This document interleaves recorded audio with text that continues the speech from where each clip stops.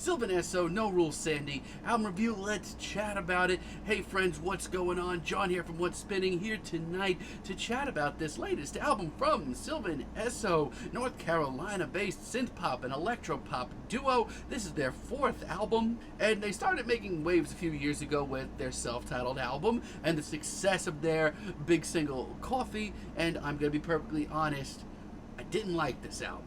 I really did not get it. I mean, there's a few cool moments here and there, but honestly, so much of this album just flew right by me. This is like Starbucks indie music to me. To be honest, the low key stylings of Sylvan Esso on this album just bored me, put me to sleep most of the time. Not for nothing, I thought their next album, What Now, was infinitely more interesting. Energy was up, oh god, the production was better, they were writing catchier hooks, and most importantly, it was a lot of fun. It ended up being one of my favorite synth-pop projects of the year. Now, their last album, Free Love, was a little bit of a step back as far as energy-wise. It was a little bit more low-key, but I still enjoyed it, especially compared to where they'd come from. Now, that leads us to this new album, No Rules Sandy, which leading up to this album, I did not know what to expect because the singles leading up to this thing were so much more on the experimental side than I'd ever been used to hearing this band, shockingly so. And a lot of this album is Sylvan Esso stretching those sea legs and really getting out of their comfort zone. Like Moving as an intro. This track is upbeat, it's, fast paced, and it's pretty shocking, honestly. It's hard to follow, it's hard to even place for the 2-minute runtime. Like, what even is this? I was not expecting this. I'd never heard Sylvan Esso this busy, this hard to place, this far out, and actually it's really exciting. It's an overly heady track, but it's one of the few times on this album that works in their favor. It really makes it very exciting. It's a daring start and a pretty big statement that this album is not like anything that they've done before. Echo Party is really fun as well. It's upbeat, it's very colorful, it's very bubbly, it's fun. Between the very freaky vocal effects that we get here and this beat that is so slick, I'm all for this. But it's not too weird to an extent like if you were into their really early recordings that if you heard this you probably would hate it. There's still enough Sylvan Esso flair in here that, I think all of that longtime fans will actually enjoy.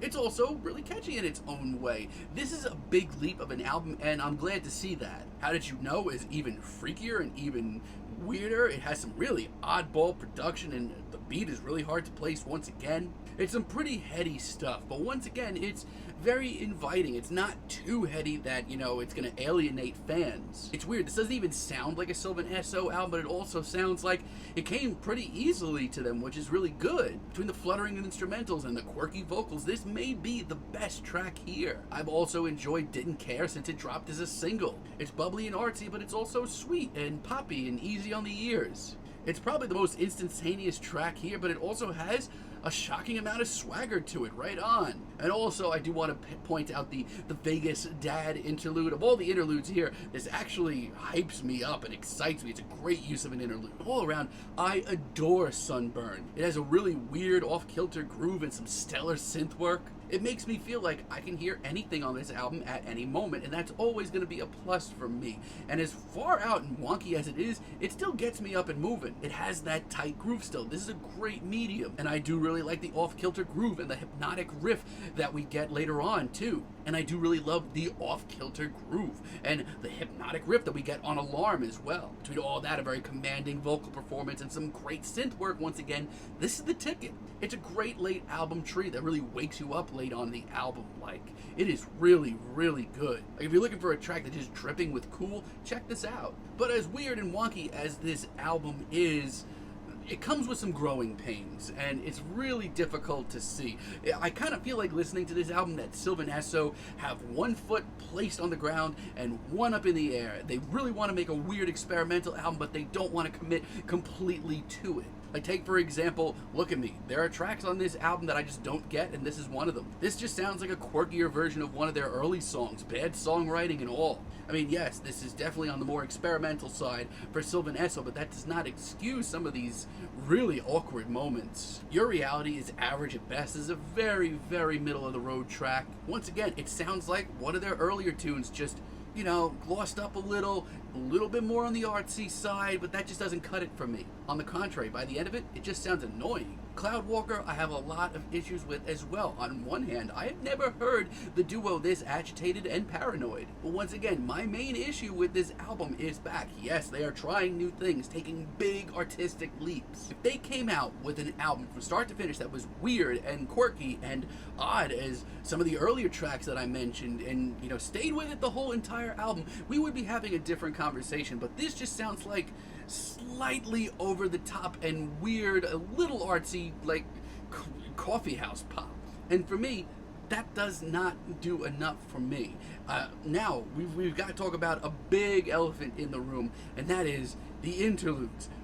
We get a lot of them, and most of them, like the early Bad Fills, do nothing. Betty's May 4th, 2022, not adding anything. Like, I see what they were trying to do, but the end result of this album is it should have been packaged so much nicer. 1VM, the question mark interlude, like if they added anything, even a slight narrative, anything, I wouldn't be that pissed off, but here I am. The No Rules Sandy one, which is just studio fuckery, really isn't that much better either. It really takes me out of the good time that I was having. It really just does nothing but, like, get in the way. And Coming Back to You as a finale is a shockingly safe finale, jaw-droppingly average. This is just painfully bland, a ballad that was thrown together in, I swear it sounds like, less time than it actually took to record this track. The lo-fi instrumental, I thought I would like it, but it sounds out of place. These lyrics are sweet, but God, they are so one-dimensional. I mean, it's not all bad. The woodwinds are cool, but I wish that the band stuck the landing, because there's some really great material on this album. But like I said, I feel like they wanted to make an experimental album, but not too much of an experimental album.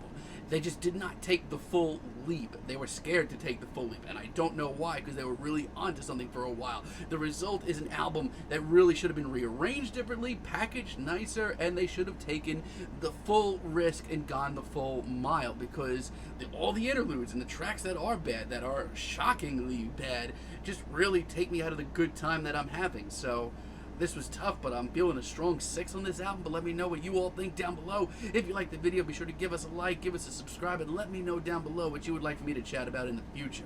And until next time, have a great day, friends.